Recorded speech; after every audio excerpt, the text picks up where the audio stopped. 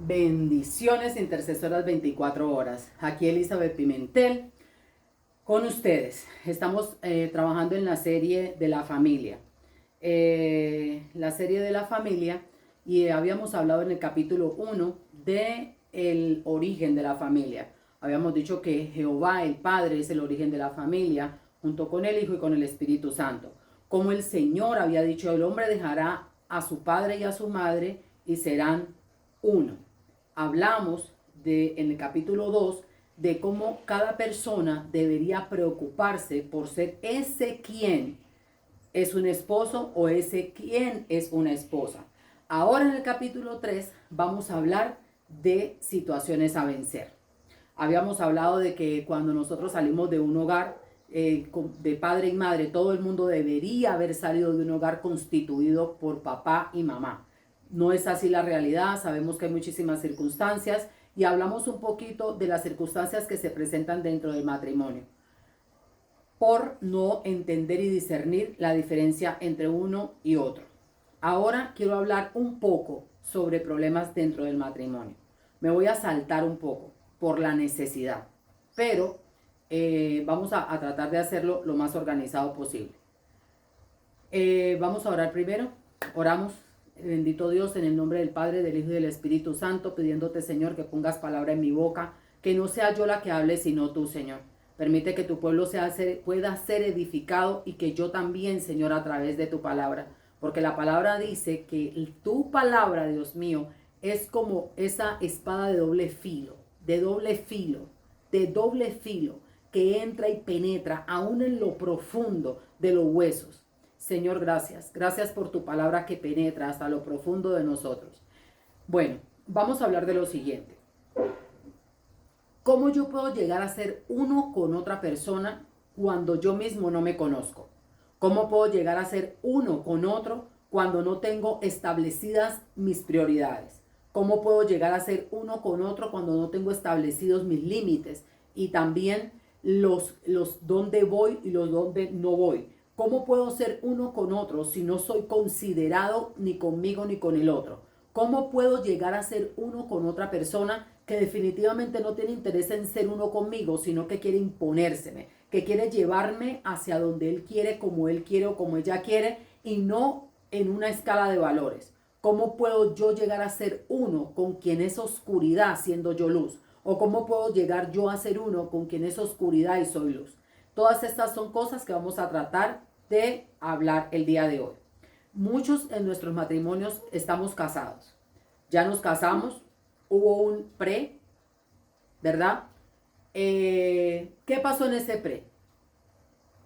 La mayoría, voy a dejar unos cuantos por fuera, entramos fornicando, entramos con culturas de cautividad, entramos enamorándonos como se enamora a la filistea, a la egipcia, a la cananea, a la amorrea, a todos esos pueblos que el Señor en un tiempo desechó e incluso combatió contra ellos. Y una vez que estamos ya casadas, ya con el hogar conformado, pero no con la ley del Señor, sino como el mundo lo mandó, algunos viviendo mucho tiempo en fornicación, incluso en adulterio, hasta llegar a un divorcio para volverse a casar, o casándose y estando casados incluso, y estando conviviendo juntos, casándose con otras personas por papeles.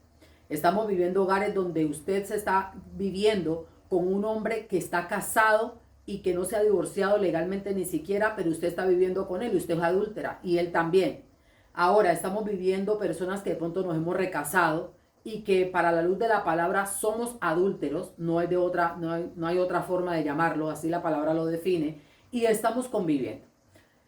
Hay un sinnúmero de situaciones y ojalá usted se tomara la tarea de escribir ahí en ese chat en qué circunstancias personas pueden estar conviviendo y haciendo un hogar, pero que esa circunstancia no tiene que ver con Dios.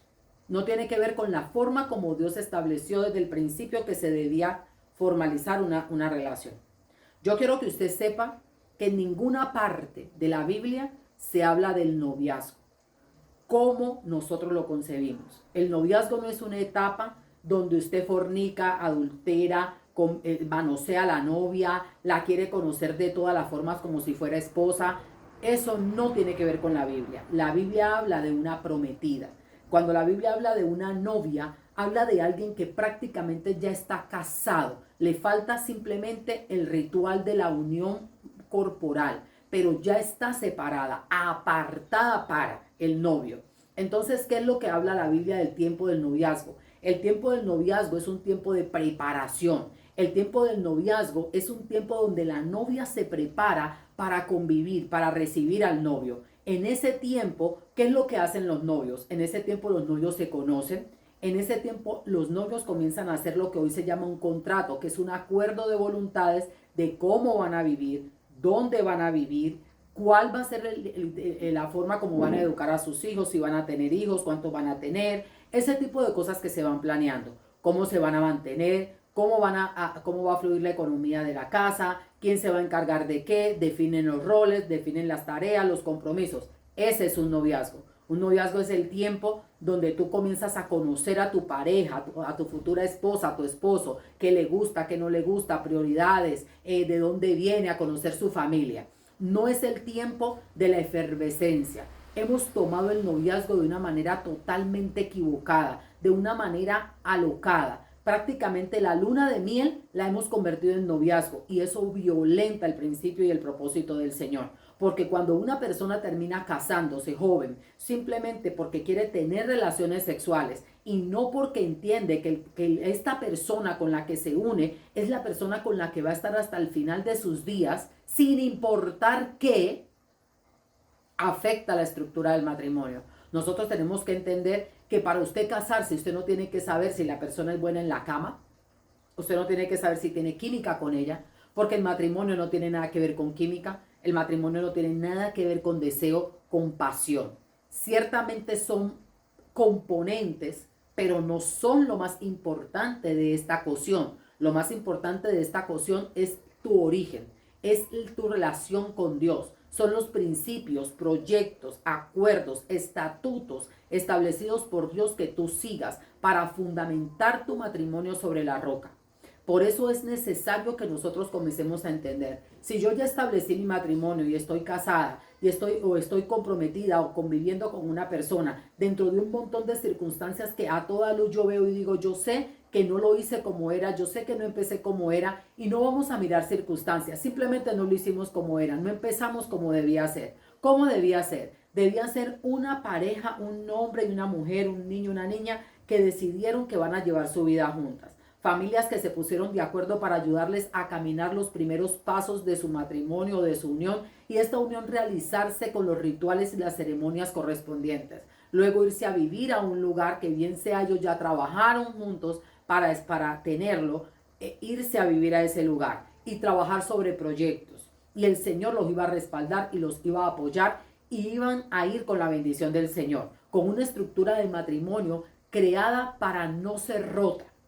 Porque el que es uno, el que llega a ser uno con su esposo, con su esposa, no piensa en separarse. Porque los matrimonios pasan por muchas etapas. Tendrán días o meses o años de efervescencia, de pasión, de deseo. Pero eso no lo es todo. Llegarán días donde la calma y el dormir al lado del otro, sintiendo su calor, su aliento, su aroma, es suficiente y está bien. Llegarán días donde hablar muchísimo es el éxtasis del día o hablar poco pero compartir. La tranquilidad puede llegar a ser una estación. El compartir, el sentirte siempre acompañado.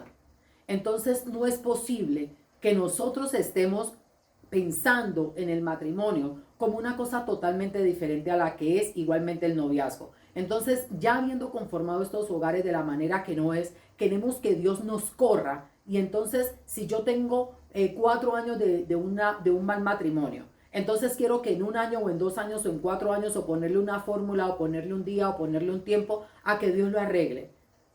Y pues yo misma oro por muchas cosas, pero he ido entendiendo que lo que yo violenté y lo que yo dañé y lo que yo torcí, no puedo venir a ponerle un tiempo a Dios para que Dios me lo arregle. Que me toca armarme de toda la paciencia, la armadura de Dios y de todo lo que el Señor me pueda dar por medio de su Santo Espíritu para yo poder vencer. Y vencer a veces requiere muchísimo.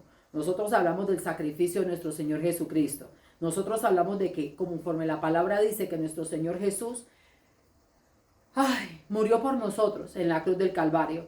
Pero ¿cuánto tiempo requirió eso? Desde tiempos antiguos, desde allá, desde el principio cuando se comenzó a hablar, con un velo se hablaba de Jesucristo, con un velo se hablaba del Cordero.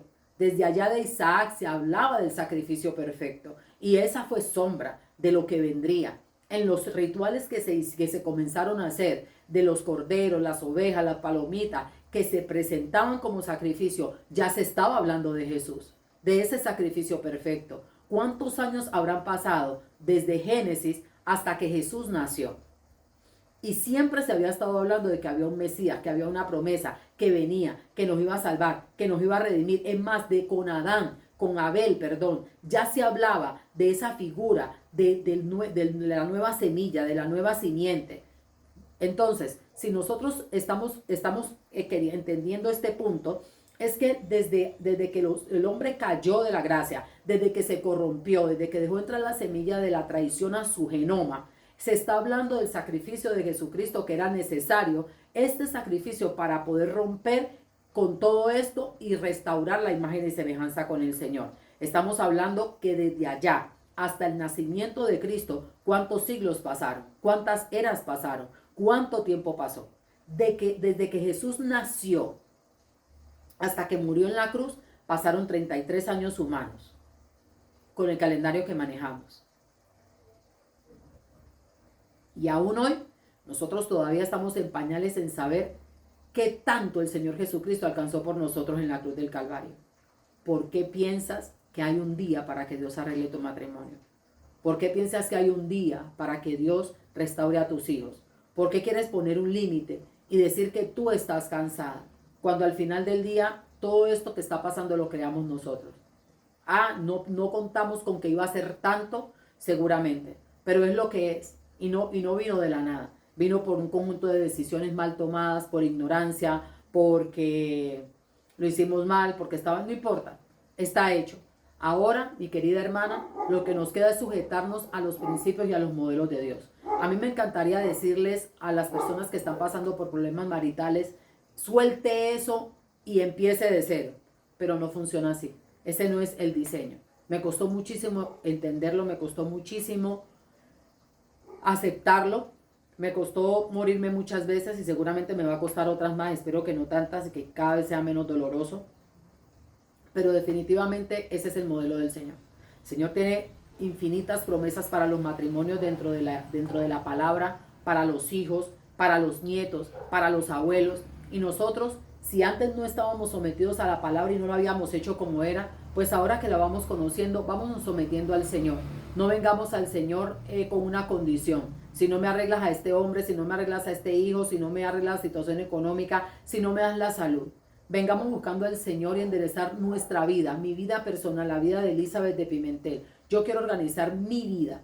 Y cuando yo organice mi vida, la mía, cuando yo comience a tener una mejor relación con Dios, Padre, Hijo y Espíritu Santo, cuando yo pueda seguir haciendo y estando en los negocios de mi Padre como me corresponde, cuando yo pueda seguir afirmando mi identidad en Cristo, cuando yo pueda seguir caminando con el Señor, conociéndolo, amistándome con Él en sus tres formas, entonces poco a poco yo voy a seguir caminando, voy a seguir tratando de soportar todo el desastre que ya hice, sabiendo que dentro de ese caos el Espíritu de Dios se está moviendo y que la palabra que el Señor dio desde allá del principio de la fundación del mundo va a venir a traer orden a tu casa. No te canses, sigue activando los ángeles, orando, ayunando, vigilando, leyendo la Biblia constantemente. Nosotros en el grupo de intercesión 24 horas oramos 2 tiempos en el día, un tiempo en la mañana y un tiempo en la noche. 12 horas del día tomamos una hora para interceder por nosotras, por nuestros hogares, por las familias del mundo, por los países de la ventana 1040, por el país donde nacimos y el país donde estamos viviendo